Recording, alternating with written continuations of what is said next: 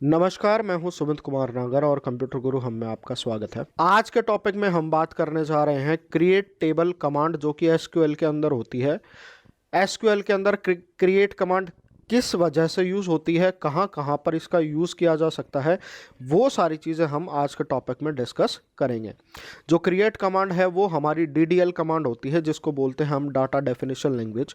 आज की वीडियो में सिर्फ क्रिएट कमांड के ऊपर बात करेंगे हम, और इसके अलावा जितने भी कमांड होते हैं वो आने वाले लेक्चर्स में हम डिस्कस करेंगे।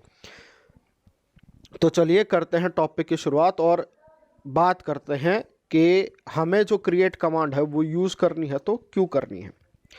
इससे पिछले वाली वीडियोस में मैंने आपको बताया था कि जो RDBMS है उसके अंदर हमारा सारा का सारा डेटा रोज़ और कॉलम की फॉर्म में सेव होता है। उसके लिए हम क्या करते हैं, टेबल बनाते हैं। वो टेबल कुछ इस तरह की होती है जैसा आपके सामने दिख रहा है। अगर मुझे ये सारा काम करना है तो मुझे अपने कंप्यूटर के ऊपर प्रोग्राम के ज़रिए क्या क्या करना पड़ेगा, किस किस तरीके से ये सारी चीज़ें होंगी, वो हम आज के टॉपिक में डिस्कस करेंगे। ये सारी शुरुआत करने से पहले जो सबसे पहली चीज़ आएगी, जैसा कि मैंने यहाँ पर आपको एक डायग्राम के थ्रू शो कर रखा है, ये टेबल जो है हमने एक सिलेंडर के अंदर डाल रखी है। जो सिलेंडर है वो क्या है, एक ग्राफिकल रिप्रेजेंटेशन है कंप्यूटर के अंदर, जो एक डेटाबेस को रिप्रेजेंट करने के लिए होती है। कोई भी टेबल, अगर मुझे RDBMS की कोई भी टेबल बनानी है तो उसकी सबसे पहली रिक्वायरमेंट ये होती है कि वो बिना डेटाबेस के नहीं बन सकती है। तो एक्चुअल में हमें क्या करना होता है, अगर मान लो मुझे RDBMS के ऊपर कोई भी काम करना है तो उससे पहले मुझे क्या करना पड़ेगा, एक डेटाबेस जो है अपने सिस्टम के अंदर क्रिएट करना पड़ेगा। डेटाबेस क्या होता है? डेटाबेस वो सेंट्रल पॉइंट होता है जो एडमिनिस्ट्रेशन के लिए, जब हम ये सारा डेटा मैनेज करेंगे उसके लिए सबसे ज़रूरी पॉइंट होता है। हमें पता है कि जो भी टेबल के अंदर हम डेटा स्टोर करेंगे वो सारा एक बढ़िया प्रॉपर स्ट्रक्चर के अंदर अरेंज होगा, और डाटा को देखकर हम ये बता सकते हैं कि वो डेटा बिल्कुल ठीक है।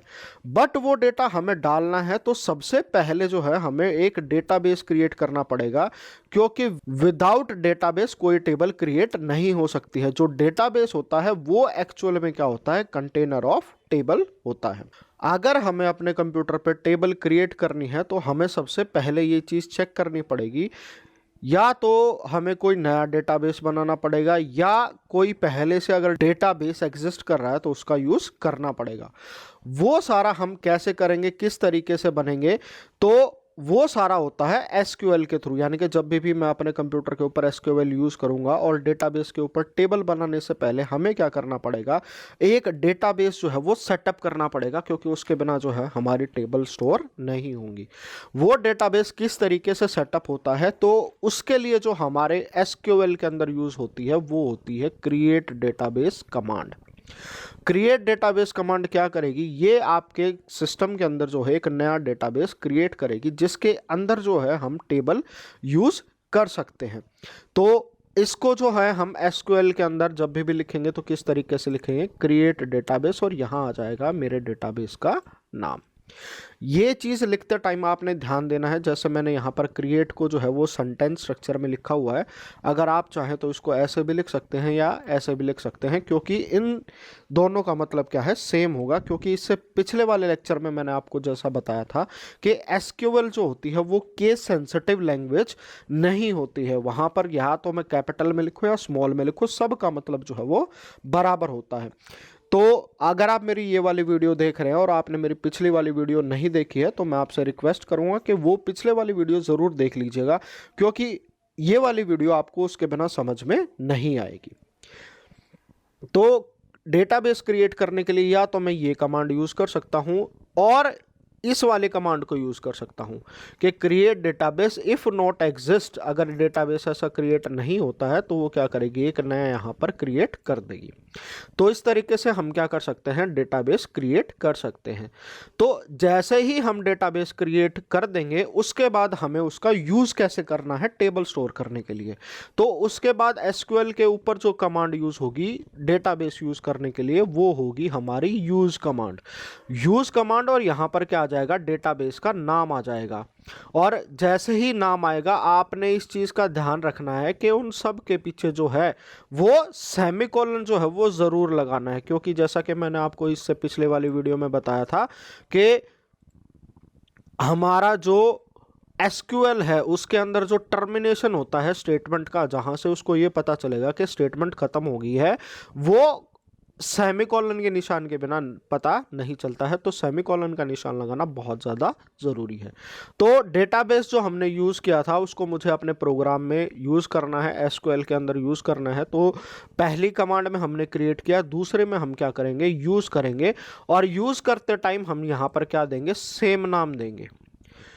सेम नाम क्यों देंगे, क्योंकि ये जो है चीज़ सबसे प्राइमरी टास्क होता है कि अगर हमें डेटाबेस कोई भी यूज़ करना है तो हमें उससे पहले ये चीज़ चेक कर लेनी चाहिए कि डेटाबेस है या नहीं है।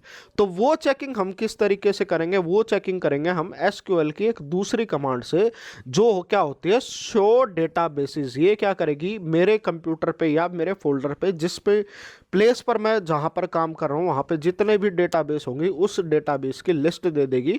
और फिर मैं क्या कर सकता हूँ, उसमें से अगर कोई एग्जिस्टिंग डेटाबेस है जिसके अंदर मुझे टेबल बनानी है तो यूज़ कमांड का यूज़ करके मैं क्या कर सकता हूँ, उस डेटाबेस को यूज़ कर सकता हूँ। फिर जो नेक्स्ट स्टेप हमारा बनता है, नेक्स्ट तो नहीं कहूँगा, तो ये डेटाबेस से रिलेटेड कमांड है कि आप कोई भी डेटाबेस बना रहे थे, आपने उसके ऊपर काम कर लिया है, आपने जो भी था उस पर रफ वर्क किया या सिर्फ टेस्टिंग के लिए यूज़ किया, और आप चाहते हो कि वो डेटाबेस एग्जिस्ट ना करे, तो वो हम कैसे रिमूव कर सकते हैं। वो रिमूव करने के लिए हमारे पास जो नेक्स्ट कमांड होती है वो क्या होती है, ड्रॉप डेटाबेस। तो ड्रॉप कमांड से क्या हो जाएगा, कुछ भी जो है वो चीज़ कंप्यूटर में से जैसे हम डिलीट करते हैं तो वैसे ही वो एसक्यूएल के थ्रू डिलीट हो जाएगा। तो उसके लिए जो कमांड लगेगी वो क्या लगेगी, ड्रॉप डेटाबेस। और यहाँ पर डेटाबेस का नाम, जैसे हमने जो अब तक डेटाबेस का नाम लिया है वो MyDB लिया है, तो आपने इसी चीज़ का ध्यान रखना है। और जो भी स्टेटमेंट होती है उसके पीछे सेमीकोलन ज़रूर लगा देना है। तो वो वाली कमांड, अगर मुझे कोई भी डेटाबेस डिलीट करना है उसके लिए जो हमारी कमांड लगेगी वो लगेगी ड्रॉप, और फिर बाद में ड्रॉप डेटाबेस और फिर मेरे डेटाबेस का नाम। फिर बात करते हैं एक्चुअल वर्क की। हमने जो था अब तक डेटाबेस क्रिएट कर लिया है, अब मान लो जैसे मैं डेटाबेस को यूज़ कर रहा हूँ, फिर उसके अंदर अगर मुझे कोई भी टेबल क्रिएट करनी होती है तो वो कैसे क्रिएट होगी, तो उसके लिए जो स्पेशल कमांड यूज़ होगी वो होगी क्रिएट टेबल कमांड। यहाँ पर जो है मैंने उसका सिंटैक्स आपको एक्सप्लेन करने की कोशिश करी है कि वो एक्चुअल में एसक्यूएल के ऊपर कैसे जो है वो रन करेगी। अगर मुझे कोई भी टेबल क्रिएट करनी है, अगर मैं डेटाबेस क्रिएट कर चुका हूँ, उसका यूज़ कर चुका हूँ और उसके अंदर मुझे टेबल बनानी है, तो वो टेबल कैसे बनेगी, वो बनेगी क्रिएट टेबल कमांड के थ्रू। तो वो कैसे लिखा जाएगा कि क्रिएट टेबल, यहाँ पर टेबल का नाम, फिर हम क्या करेंगे, ब्रैकेट स्टार्ट कर देंगे, फिर उसके अंदर जितने भी कॉलम हैं तो वो कॉलम का नाम, उसके अंदर जो वैल्यू आएगी वो किस डेटा टाइप की होगी, उसका साइज क्या होगा, और उसके ऊपर जो है कौन सा कंस्ट्रेंट लगेगा। कंस्ट्रेंट क्या होते हैं, हमारे चेक होते हैं जो क्या करते हैं, ये इंश्योर करते हैं कि हम कोई भी वैल्यू अगर अपने टेबल में एंटर कर रहे हैं तो उस डेटा की क्या होती है, कुछ एक रिक्वायरमेंट होती है कि यहाँ पर जो है ऐसा ही डेटा आएगा। तो वो सारे जो चेक बनते हैं वो कंस्ट्रेंट के थ्रू बनते हैं। ये सारी चीज़ें जो हैं, कंस्ट्रेंट क्या होते हैं, किस तरीके से काम करते हैं, कैसे उसको पाइथन में यूज़ किया जाता है, ये वाली सारी चीज़ हम नेक्स्ट लेक्चर में पढ़ेंगे। तो कंस्ट्रेंट समझने से पहले हम देख लेते हैं जो हमारी टेबल है वो किस तरीके से बनेगी। तो आपने कॉलम नेम, उसका डेटा टाइप, साइज और उसके साथ साथ कंस्ट्रेंट जो है वो लिख देने हैं कि कौन कौन से कंस्ट्रेंट उसके ऊपर लगे हुए हैं। फिर बाद में क्या करना है, आपने ब्रैकेट क्लोज कर देनी है और लास्ट में जो हमारी स्टेटमेंट होगी, स्टेटमेंट की एंडिंग किससे होगी, वो सेमी कॉलन से होगी। तो जैसा कि मैंने आपको लेक्चर स्टार्ट करने से पहले टेबल शो करी थी कि ये वाली जो टेबल थी हमारी, कि ये हमें डेटाबेस के अंदर बनानी है, तो एग्जैक्टली अगर मुझे ये टेबल बनानी हो तो उसके लिए जो है वो एक्चुअल में कमांड क्या यूज़ होंगी, तो वो एक्चुअल में कमांड ये होंगी। तो ये चीज़ पेन एंड पेपर लेके आप बैठ जाइए। अगर आपने नहीं ले रखा तो मैं रिक्वेस्ट करूँगा ये पेन एंड पेपर के साथ सारी चीज़ें डिटेल में जो है वो आपको यहाँ पे ध्यान रखनी है, क्योंकि कोई भी अगर इसमें एक भी मिस्टेक हो जाती है तो जो हमारी कमांड है वो एग्जीक्यूट नहीं होगी और फिर आपको पता नहीं चलेगा कि क्या सही हो रहा है और क्या गलत हो रहा है। तो हम क्या करना चाह रहे हैं, हम बिल्कुल एग्जैक्टली ये कि ये वाली टेबल यूज़ करना चाह रहे हैं। इसको जो है हम एज एन प्राइमरी की अभी लेके चल रहे हैं। आपकी मर्जी है, अगर आप चाहें तो किसी को भी प्राइमरी की लेके चल सकते हैं, बट हम इसको एज्यूम करेंगे कि ये वाली जो प्राइमरी की है ये की ये टेबल अगर मुझे बनानी हो तो वो किस तरीके से बनेगी। तो जैसा कि मैंने आपको बताया था, क्रिएट टेबल, यहाँ पर जो टेबल का नाम है वो क्या है, एम्प्लॉय। आप अपनी मन मर्जी से जो भी नाम देना चाहें वो यहाँ पर दे सकते हैं, ABCDE और F, but as an programmer सबसे बेस्ट रहता है कि आप उसको मीनिंगफुल नेम दें। फिर उसके बाद आपने क्या करेंगे, ब्रैकेट जो है वो स्टार्ट करेंगे। फिर उसके बाद जो सबसे पहला कॉलम है उसका नाम, फिर उसकी डेटा टाइप, जैसा कि हमने देखा था उसमें इंटीजर वैल्यू आ रही, सारे इंटीजर है, सिर्फ स्पेस दे के हम क्या करेंगे उसका ये बता देंगे कि वो इंटीजर टाइप का है। फिर क्या है, प्राइमरी की जो है एक उसके साथ जो कंस्ट्रेंट है वो लगा हुआ है, नॉट नल। ये यहाँ पर क्या है, हमारे दो कंस्ट्रेंट जो है हमने यहाँ पर लगा रखे हैं कि प्राइमरी की और नॉट नल। जैसा कि मैंने पिछले वाली वीडियोस में आपको बताया था कि प्राइमरी की क्या करती है, वो यूनिकली आइडेंटिफाई करती है हर एक रिकॉर्ड को, और नल वाली जो डेफिनेशन है वो मैंने इससे पिछली क्लास में आपको दी हुई है। तो मेरी सबसे रिक्वेस्ट ये है, जो भी ये वीडियो देख रहे हैं, अगर आपने मेरी पिछले वाली वीडियो नहीं देखी है तो प्लीज़ वो वाली वीडियो देख लीजिए, वरना उसके बिना जो अभी मैं वर्ड यूज़ कर रहा हूँ, जैसे कि मैंने प्राइमरी की और नॉट नल यूज़ किया है, ये आपको समझ में नहीं आएगा। फिर ये तो हो गया हमारा पहला कॉलम। फिर उसके बाद हमें क्या लगाना है, हमें यहाँ पर कॉमा लगाना है। फिर उसके बाद नेक्स्ट कॉलम का नाम, उसकी डेटा टाइप, और यहाँ जो है हम साइज मेंशन करेंगे जो भी है, इसके लिए हमें ब्रैकेट यूज़ करने, फिर कॉमा।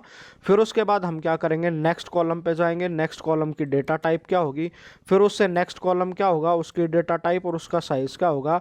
फिर नेक्स्ट कॉलम यहाँ पे हमने देखिए जो DOJ, डेट ऑफ ज्वाइनिंग थी, उसकी डेटा टाइप यहाँ पर क्या दे रखी है, डेट। तो डेटा टाइप वाले लेक्चर में मैंने आपको बताया है कि कौन कौन सी डेटा टाइप जो है वो SQL के अंदर काम करती हैं। तो आई होप आपने वो वीडियो देख ली होगी, अगर नहीं देखी है तो जाके ज़रूर देख लीजिएगा। फिर उसके बाद अगला कॉलम जो आता है हमारा सैलरी आता है इंटीजर में, और लास्ट में जो हमारा कॉलम आएगा सेक्स। यहाँ पर जो है हमने कैर ले लिया है, वेर कैर नहीं कैर ले लिया है, क्योंकि सिर्फ यहाँ पर जो भी एंट्री होगी वो M या F सिंगल कैरेक्टर की फॉर्म में होगी, तो इसीलिए हमने वेर कैर ना यूज़ करते हुए यहाँ पर कैर किया है, क्योंकि ये हमारे पास जो है यूं का यूं डेटा अवेलेबल है और इसको यूज़ करने से हमारी जो है वो प्रोसेसिंग भी फास्ट हो जाएगी। फिर लास्ट में जैसे ही आप ये कर लेते हैं, आपने क्या करना है, ये वाली ब्रैकेट के कॉरस्पॉन्डिंग जो है ब्रैकेट बंद कर देनी है, लास्ट में सेमीकोलन लगाना है। और जैसे ही आप अपने कंप्यूटर के अंदर SQL के अंदर इस वाली स्टेटमेंट को यूज़ करेंगे तो वो आपके सामने कुछ एक ऐसी टेबल बना देगा, जिस टेबल का क्या होगा, स्कीमा कुछ ऐसा होगा। इसके अंदर जो वैल्यू एंटर होंगी उसके लिए जो है हमारी अलग कमांड लगती है, जिसको हम आने वाले लेक्चर्स में पढ़ेंगे। DDL के अंदर सिर्फ ये पता चलता है कि जो टेबल है उसकी जो टॉप रो है उसके अंदर कौन कौन से एलिमेंट होंगे, उसके अंदर जो वैल्यू आएगी वो कौन कौन सी तरह की होगी। तो ये कमांड है, ये कमांड आपने बिल्कुल ऐसे के ऐसे इसका स्क्रीनशॉट ले लीजिए। स्क्रीनशॉट लेने के बाद इसको नोटबुक में लिखिएगा और हर एक चीज़ को बारीकी से समझिएगा, इस चीज़ का ध्यान दीजिएगा। जो लास्ट वाला कॉलम है उसके यहाँ पर कॉमा नहीं आएगा, डायरेक्ट जो है वो ब्रैकेट बंद हो जाएगा। तो ये वाली सारी चीज़ें आपने ध्यान देनी है, किस तरीके से क्या लिखा हुआ है, क्योंकि हमें पता है कि प्रोग्रामिंग में अगर एक भी मिस्टेक हो जाती है तो हमें कुछ भी समझ नहीं आया होगा। तो आई होप आपका कंसेप्ट जो है वो क्लियर हो गया होगा, जो मैं समझाना चाह रहा था आप समझ गए होंगे। अगर आपको समझ में आ गया है तो चैनल को लाइक कीजिएगा, और अगर आपको लगता है कि वीडियो का लेक्चर का कंटेंट काफ़ी अच्छा है, ये दूसरों तक पहुंचना चाहिए, तो इसको शेयर कीजिएगा। और अगर आप मेरे चैनल पर पहली बार आ रहे हैं और पहली बार मेरी वीडियो देख रहे हैं तो चैनल को सब्सक्राइब करना बिल्कुल भी मत भूलिएगा। तो आज की वीडियो में इतना ही। Thank you all, thank you for watching.